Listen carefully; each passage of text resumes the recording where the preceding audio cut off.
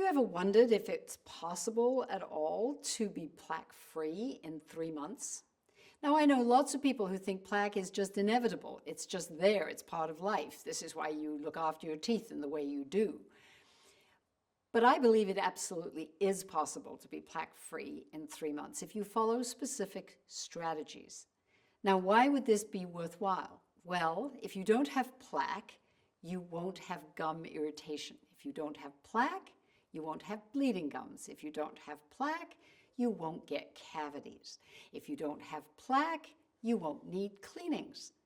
And even if you don't have plaque, there's that big possibility, which I promote, that you will not need to floss your teeth maybe as much, or perhaps not floss them at all. So let's begin by talking about what plaque actually is. It's not a thing. It's the consequence of certain bacteria multiplying in the part of the mouth that is called a biofilm. Now, first of all, let's divide all the bacteria in your mouth into 2 categories. In the first category are the ones that float around in the liquids in your mouth. They're called planktonic, and they literally float around, bobbing around in your saliva. And these bacteria, some are good, most are good. Up to 800 kinds of good bacteria are found in healthy mouths. And then there are plaque bacteria, which are little round, almost like a seed. So they bob around in saliva really well. They float around, they disperse when we're talking, they float in this cloud of liquids that when we're breathing and talking come out of our mouth. And they are very transmissible to other people because of that. Now, when those little round seeds reach a tooth surface, particularly a tooth surface that isn't disturbed very often, in other words, one that's in a little kind of backwater somewhere in your mouth where maybe it's tucked around the back of an eye tooth or in a little crevice or in a little dip in the surface of your enamel, in that location, these little round seeds are able to form part of the other group of bacteria in your mouth that are forming biofilm. And just like a saran wrap or a film that you might cover a bowl in your kitchen, this biofilm covers everywhere, every single surface in your mouth. It's not just on teeth. It's over your tongue, it's over your cheeks, it's over the roof of your mouth, it's everywhere. These strep mutans, these little Streptococcus mutans, the bacteria that are immature plaque bacteria, they cannot grow anywhere that is moving around. They can only grow on a hard surface that doesn't shed, doesn't release cells. So the only surface on which plaque can really grow is a tooth. So although you may have these plaque cells, these immature strep mutans may land on your tongue, they do not grow into plaque on your tongue. They do not grow into plaque anywhere but on the surface of teeth, which is where they multiply. And when they multiply, they usually group together with similar like-minded bacteria, and these similar like-minded bacteria pretty much all produce acids, which is how they dissolve your teeth and make your teeth weak, and then they get inside your tooth and they produce more acids, and they eventually will form cavities. They also group together and thicken. They layer and get stuck to one another because they have little sticky tendrils, almost like little sticky pads. That's how they stick to the surface of your teeth. They also stick to each other, and they layer upon layer, one on top of another, forming this mass that if you have ever scraped some white stuff off your tooth, that is a seething mass of plaque bacteria inside the biofilm of your mouth. Now, you will sometimes have a dentist or a hygienist, especially trained before 2015, who still believes that all biofilm is infected. They will talk about biofilm as if it's full of plaque bacteria. You know better than that, and if you want to read more about the real details of all of this, it is written in my book, which was published soon after the Human Microbiome Study of 2015, and this book is called Mouth Care Comes Clean. It is really a sort of somewhat scientific book. not horribly scientific, but is try and explain that plaque is part of the biofilm, but it is an infected part of biofilm, and that if we modulate or change this biofilm, and this is what I'm going to talk about now, we can make that biofilm change and become healthy. And when you have healthy biofilm, it is remarkable. It is like a protective layer over your teeth. It protects your teeth from temperature sensitivity, protects your teeth from abrasion, from wearing away, from the grooves that you may have worn away in your teeth would not happen if you had healthy biofilm. Healthy biofilm keeps your teeth strong, protects your mouth from infection. So what we want is healthy biofilm, and when you have healthy biofilm, you will have no plaque. So yes, our goal is to have healthy biofilm. Then when we talk and kiss people, we are sharing, in fact, even if we share a few strep mutans, if your friends and your family are on a reasonable oral care system, they will not become infected. So that is our goal, to have healthy mouth, sharing with our family and friends, because you can't avoid doing that. So usually cavities spread within families. They usually are shared. For example, when a mother kisses her new baby, she will automatically be sharing the bacteria in her mouth, particularly the bacteria that's in her biofilm. So if she has infected biofilm, a lot of plaque, she will be heavily infecting her baby with those cavity-forming bacteria. This is so important to understand. And the ideal time to change your mouth health, ladies, is before you are pregnant, is as soon as possible. If you are a teenager, start right there. And if you can, and it's too late, maybe you're already pregnant, begin now so that you will pass to your baby healthy bacteria. Because as the plaque bacteria go away, so they will be superimposed, or the new bacteria, the good bacteria, will come along and take their place.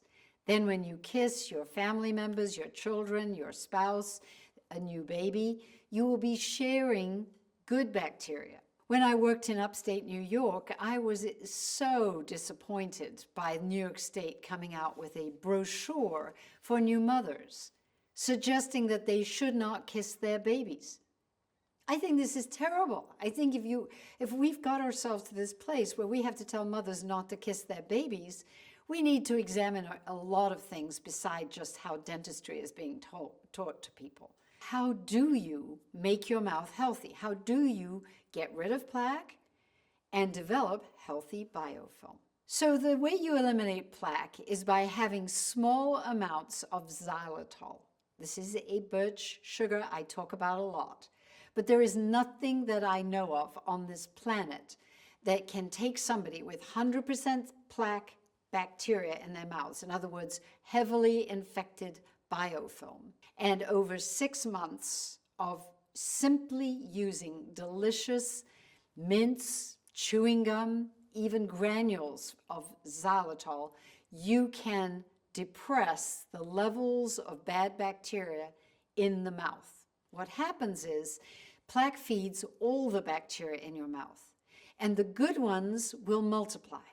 Plaque bacteria itself in the biofilm will feed on xylitol. You are feeding that as well. You are not killing anything.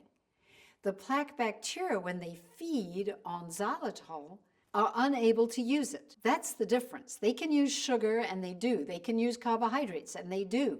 But when they come in contact with xylitol, they cannot process it. Xylitol is a 5-carbon sugar. It's like having the wrong wrench, something that just won't fit that screw that you're trying to take out of whatever, your piece of wood. If you have a Phillips screwdriver and you need the regular standard one, it's not going to work. And that is how xylitol operates. It basically inactivates, it makes the mechanism of the bacteria of strep mutans stuck. It can't process the sugar. And because of that, it tries to get xylitol out of its system, and that's called a futile cycle. It just can't do anything. And it uses up all its energy, just like trying to get a screw out of some wood with the wrong screwdriver. You can work really hard and it won't happen. And you can get worn out. You'll get tired, and then nothing's going to happen. And that's what happens to the strep mutans when it consumes xylitol. It runs out of energy. It can't make those sticky pads to stick itself to the teeth, to other bacteria, to layer. And you come along that evening with a nice toothbrush to do your gum massage and your tooth cleaning, and boom, off your teeth that plaque will go. It'll go so much more easily. And if you're swishing some nice mouth rinses between your teeth, the plaque between your teeth will swish away. And this is why, in my opinion, xylitol is so much more effective than any mechanical means of cleaning your teeth. So can you use xylitol if you're a diabetic? Absolutely you can. In fact, 100 years ago, xylitol was the sweetener of choice for diabetics. I have seen diabetics use xylitol appropriately, not huge amounts, just little bits of xylitol throughout the day, because our body processes it very quickly. It's usually gone within 20 minutes, half an hour, and disappears. And this is for diabetic. It helps stabilize blood glucose. Our own bodies make 15 grams of xylitol every day. And if you heard recently of some study, that was a study done specifically paid for by private equity groups involved in developing a pharmaceutical product that will be fairly similar to xylitol in some respects. And the study was done specifically to cast a bad light on xylitol. And it is ridiculous, and I would ignore it. They gave very sick old people a huge excess dose, which is not what I'm talking about. I am talking about 1 or 2 grams of xylitol. That would be 2-3 mints at the end of a meal. Again, in the study where they came up with some negative light on xylitol and it was minimal, they used huge amount of xylitol after fasting. And I am not suggesting that. I am saying that at the end of every meal, have a little bit of xylitol, 1 to 2 grams, and then don't eat or drink. You need to mouth rest for an hour, preferably 2 hours, so that the xylitol can feed the good bacteria in your mouth. And that is where you're going to get the benefits not only of your gums, your teeth, less plaque, better all over biofilm, but you're also going to be feeding the bacteria on your tongue, which make nitric oxide. And that's another topic. We'll do more videos on nitric oxide.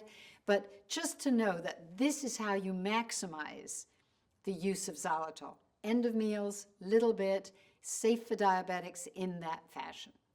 And xylitol is safe for children. You can use xylitol if you've been kissing your baby and you go, wow, I've got a lot of cavities, I've just had fillings, and my little new baby is 3-4 months old developing its first teeth. Yes, you can use xylitol on baby teeth. I would refer you to the Zellies, ZELLIES.com blogs, because we go into this. We don't sell the granular xylitol. You can go to a health food store and access that. You can go on Amazon in most countries and access granular xylitol, granular birch tree sugar. You only need the tiniest amount, 1/10 of a teaspoon, just a few crystals in warm water on a baby toothbrush or on a cloth, and just wipe over the baby teeth, and it will release any plaque bacteria and nurture any good ones. Fabulous way to clean baby teeth.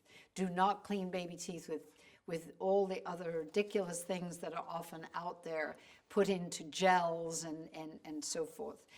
Pure 100% xylitol crystals are the best way to clean young children's teeth, at least for the first year or 2 of life. I wouldn't get into any other toothpaste unless you have cavities and your dentist has specifically recommended it. Just a little bit of xylitol is beautiful. And then for children as they grow up, I always would recommend for a toddler 2 mints, 2 to 3 mints, xylitol mints, like Zellies mints, right before sleeping at night. You know, you can clean a baby's teeth, you can clean toddler's teeth, do the best you can. I think it's impossible. And at the end of that session, try and have fun. I always had fun with my grandkids. They had electric toothbrushes, which I don't normally recommend. But for little kids, they can play tunes and whatever makes them happy. Have a happy time. And then the real work will be done by the xylitol at the end of that. So give your kid a little drink of water if they want to wash around their mouth and drink down, and then give them 2 or 3 Zellies mints, or soft, quick dissolving Zelly mints, xylitol mints, and that is the best way to protect your kids' teeth from plaque, and therefore from cavities, and as they get older, from any kind of gum disease. You got college kids, same thing. Use the xylitol. It offers so much protection. Xylitol is nothing new. As I mentioned, it's been used in diabetics cooking for over 100 years, and there are countries where they have given people actually large doses of xylitol, healthy people. The one study that was done that I said came out with a negative was almost set up, and they used sickly old people in a heart clinic and set them up for non-success. But in studies done in the 1970s and 80s, they were giving quite large amounts of xylitol to healthy people. They were diabetic people who were using it to bake with. And there is a book on Amazon called Sweeten Your Life, The Xylitol Way by Karen Edwards. Fabulous. She was a nutritionalist, recommended xylitol back in the 1980s. I knew Karen, and she wrote this fabulous book, which, again, for a diabetic trying to cook cookies and things, if you're healthy, I think you have absolutely no issues, and would highly recommend. And simply to say, that's been going on for decades with everybody. Now, for oral health, we don't need so much. I am actually recommending 1 to 2 grams. And in countries where they have done this now for 60 plus years, countries like Finland, they hand xylitol out in preschool. When children arrive in preschool, they have a little piece of xylitol gum. They chew it up, spit it out very quickly as soon as the flavor has gone, and then they sit down for school. So they're then having the mouth resting during school time. And these countries, Denmark, Finland, that have used xylitol during pregnancy and during early childhood and throughout life, in Denmark, the average person in Denmark has 1/4 of a cavity per person, 1/4 of a tooth decayed per person for life. They come in number 1 in the world for oral health, and Finland is close behind. And if you want to look at the studies done with xylitol at the University of Turku in Finland, you will see that they are amazed. The knowledge has been out there for over 40 years. And in some of those studies, they actually saw less cavities at the end of the studies than at the beginning. So what does that mean? They don't state it because there'd be outcry. But if you start using xylitol, I believe, and I say quite blatantly, I believe you will have less cavities, less chance of decay. Early decay will disappear, and even quite some substantial decay will disappear if you can eliminate plaque. Now, I say eliminate plaque in 3 months. Diet, nutrition, extending the periods of mouth resting, that is what is important. You can add my complete mouth care system. That will speed things along. If you want to go through all of that slowly, it is explained in great detail in the 2nd edition, the 2025 edition of Kiss Your Dentist Goodbye, which should be available in libraries and on Amazon and in bookstores in England, in America. This book explains how to do this. And if you do everything, diet, nutrition, as I say, along with xylitol, you will quickly balance the bacteria in your mouth, and you will find that plaque stops forming within 3 months. So if you found this video useful, and I hope I answered the question about why was there this bad study, one study in 2024 that sort of cast a shadow of some degree in the media, And again, I haven't gone into it in great detail. I have other videos about that. But there was a study that tried very hard to demean xylitol. And I hope today I have explained that there are mean people out there who have an agenda and who structure studies in such a way to make a product look bad when in fact this product is fantastic. I mean, they could have done that with salt. They could have given these sick old people a massive dose of salt, and who knows what would have happened. They might have had a clinical event. They didn't have a clinical event of any kind with xylitol. And I just wanted to, public needs to be aware. Who are you going to trust? And why should you be paying attention to the fact that some of these studies are manipulated? And they're manipulated to make a product look bad. And if you find who funded the study, you can sometimes connect the dots. Now, if you find this fascinating, I hope you will watch my next video, where I hope to connect some dots about Listerine.